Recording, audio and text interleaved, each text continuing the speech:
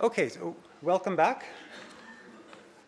You can all find your seats. My name is Frank Elgar from the Institute for Health and Social Policy here at McGill. My job is to moderate this panel. We have an excellent panel focusing on the health outcomes of marijuana, and we have a jam-packed panel as that. So my job is mostly a timekeeper. I'm going to very quickly introduce our panelists, starting with Van Butsic from the University of California at Berkeley. Then we have Kia Faridi from McGill University, then Gabriela Gabi, also from McGill, my Department of Psychiatry, followed by a joint presentation, Vardit Revitsky and Jonathan Zlad from the Université de Montréal and the Canadians for Fair Access to Medical Marijuana, followed finally by Francois Gagnon from Institut National de Santé Publique du Québec. And so what we'll do, those of you who are speaking, you can sit where you like, and we'll come up for the Q&A. I've asked all our presenters to keep an eye on the clock so we can get through the schedule. I'm going to start off by introducing, if you can join me in welcoming our panel, starting with Van Butsic from the University of California at Berkeley. So welcome.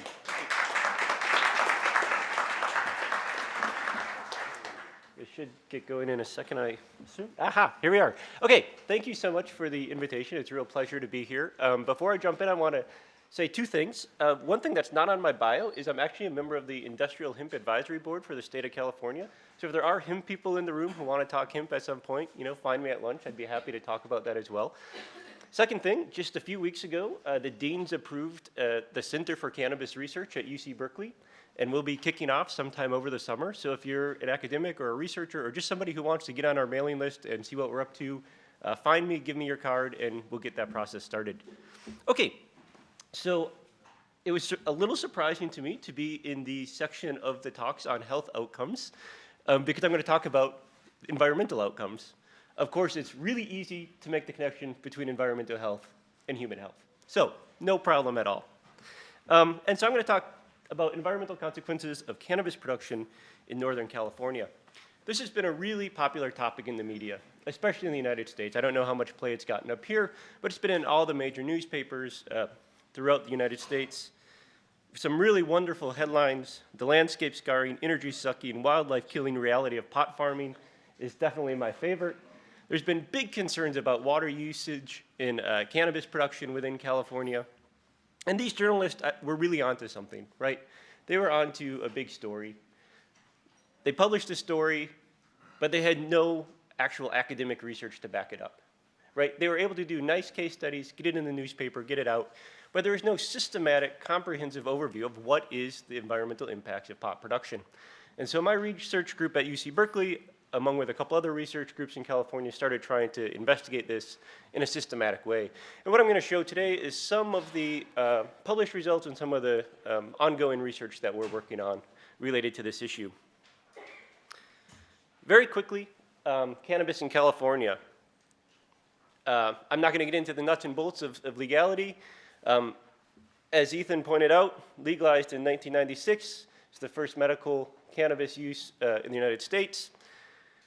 Between 1996 and basically 2016, there's a lot of nuance to this, but you can basically think of it as a system where there was regulation around who could smoke it and who could grow it, but nobody kept track of who was smoking it and who was growing it.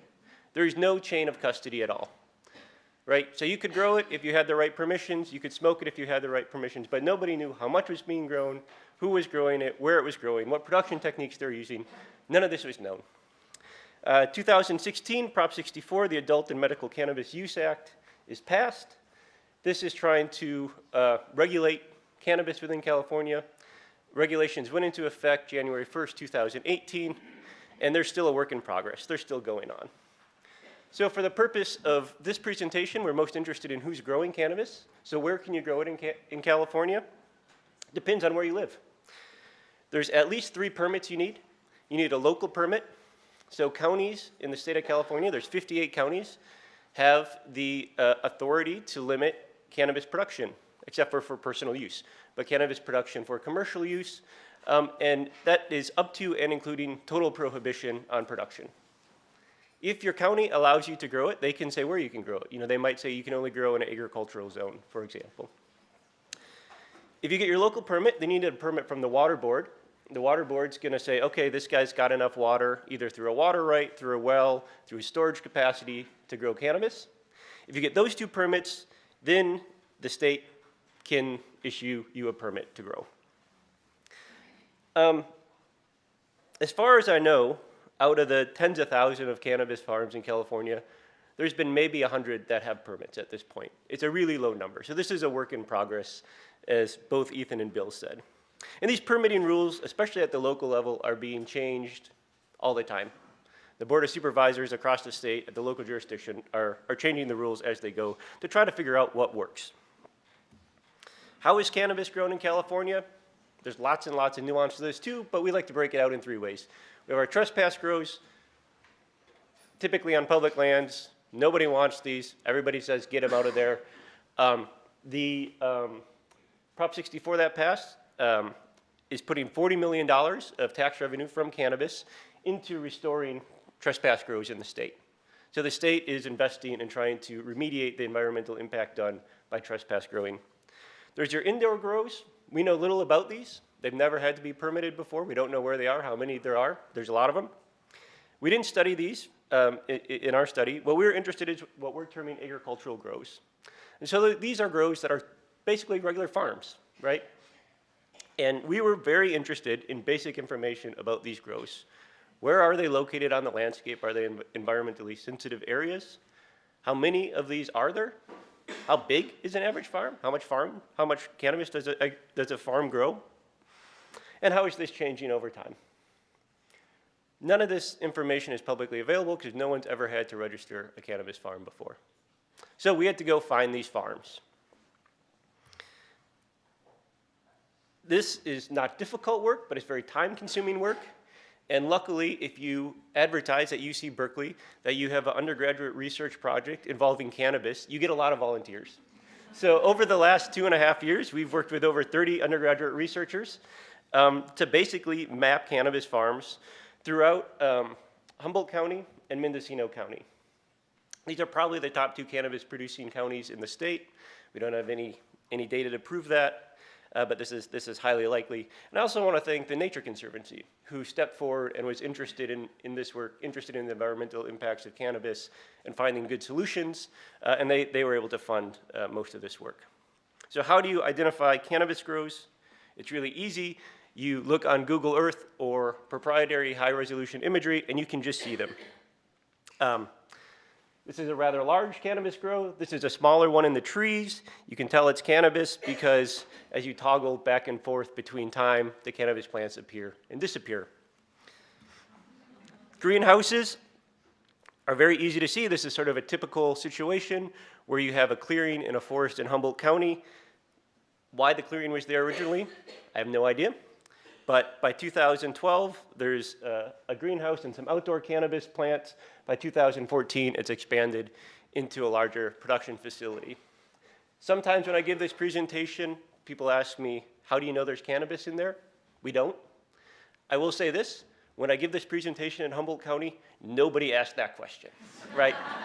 Nobody is asking that question. We actually have done some statistics to show the change in the number of greenhouses over time relative to the income for industries that do have to report their income through the state ag department that might use greenhouses. And the number of cut flowers grown in Humboldt County is flat and the number of greenhouses is skyrocketing. So we feel pretty confident that we identify a greenhouse. It's more than likely cannabis.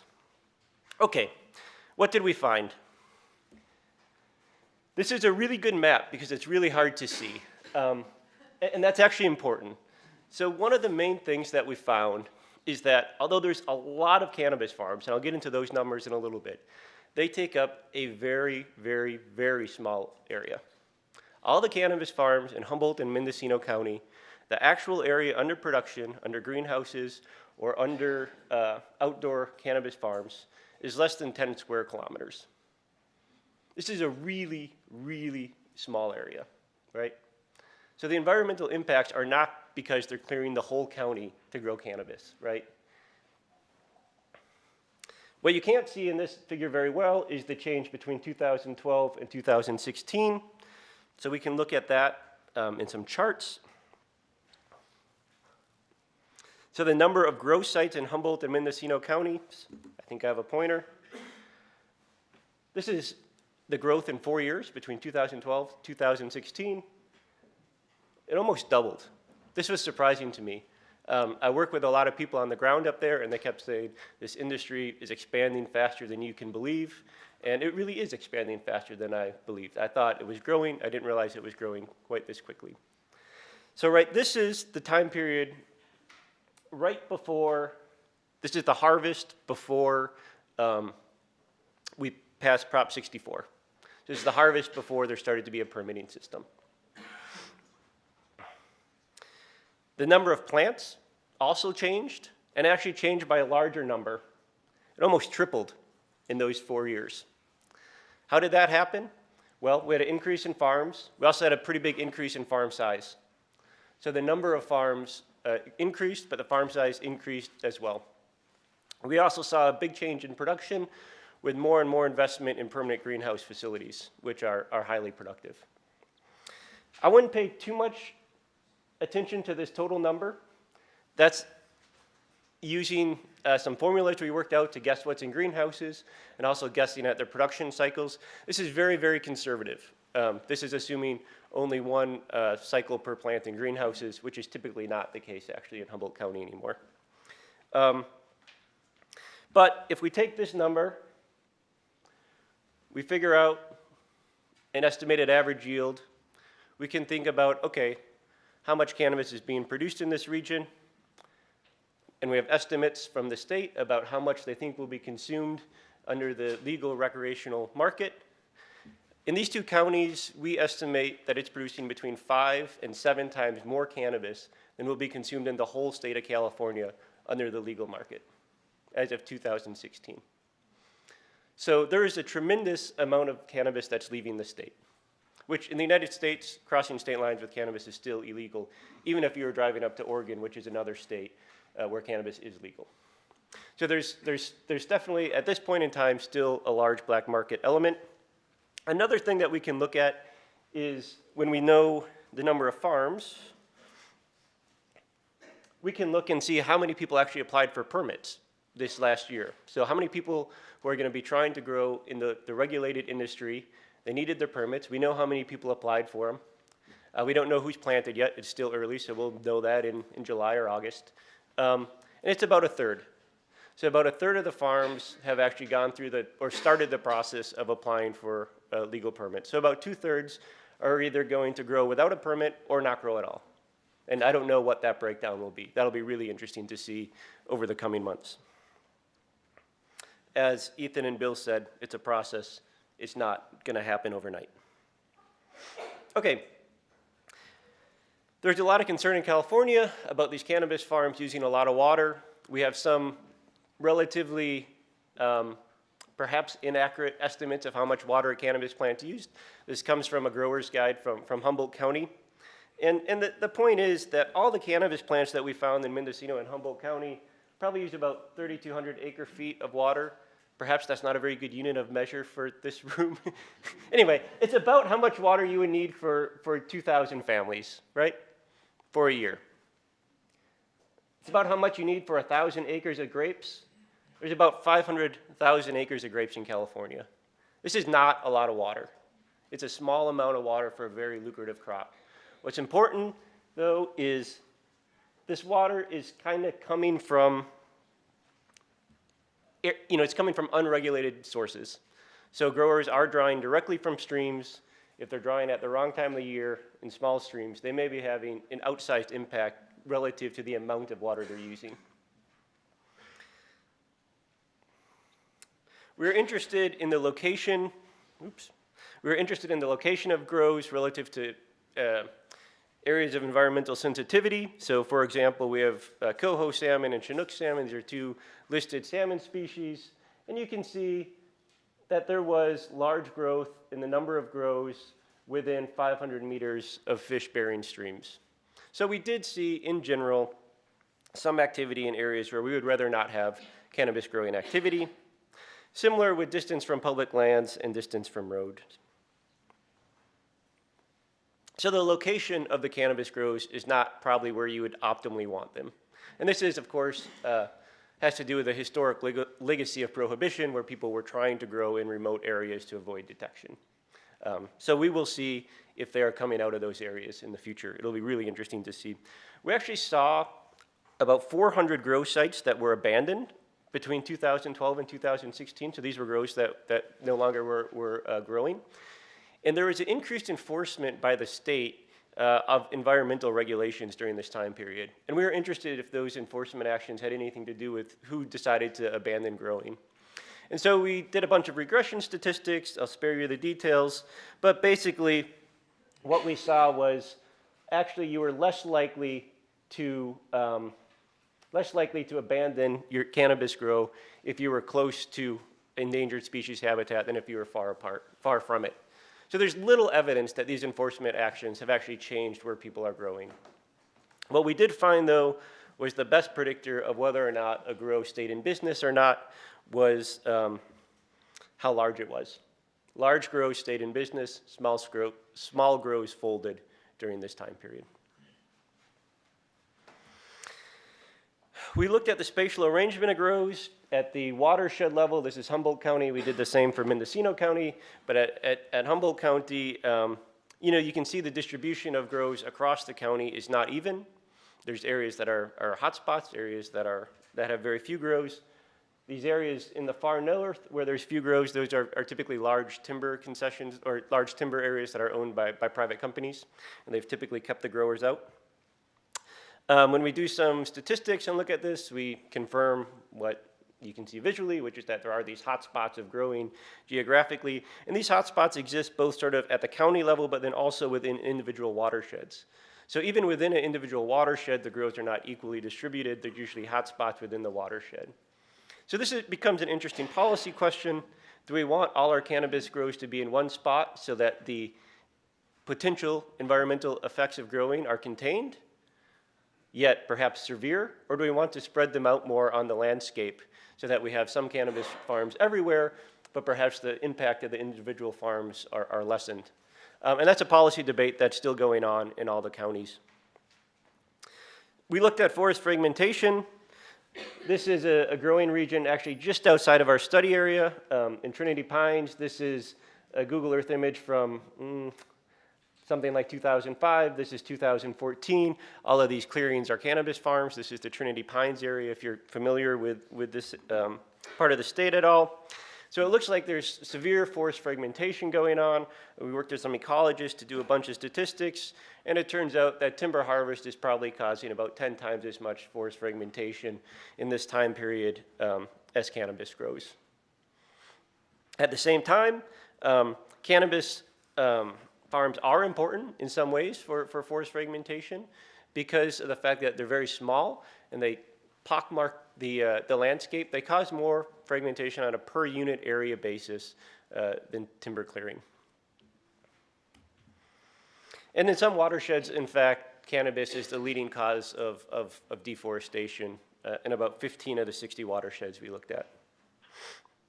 Okay, so 2 minutes left to wrap up. What did we learn? Cannabis is widespread.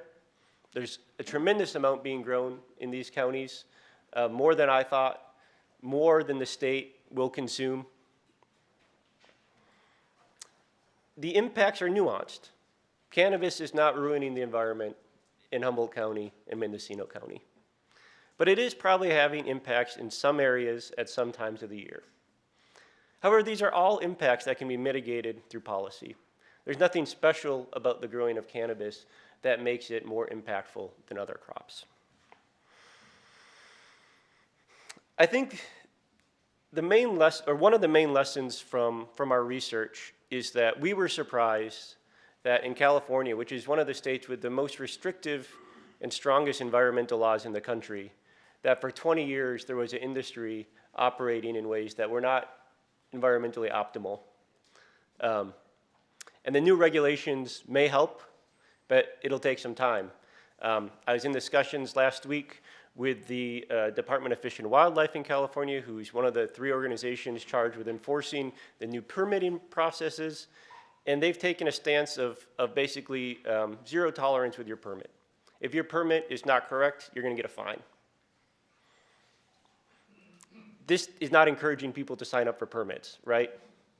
And so I think taking some of the lessons we've learned about drug prohibition generally and applying them to the permit process and using those same incentives to draw people into the permit process rather than strong enforcement actions is probably our best chance of having this transition happen quickly and smoothly.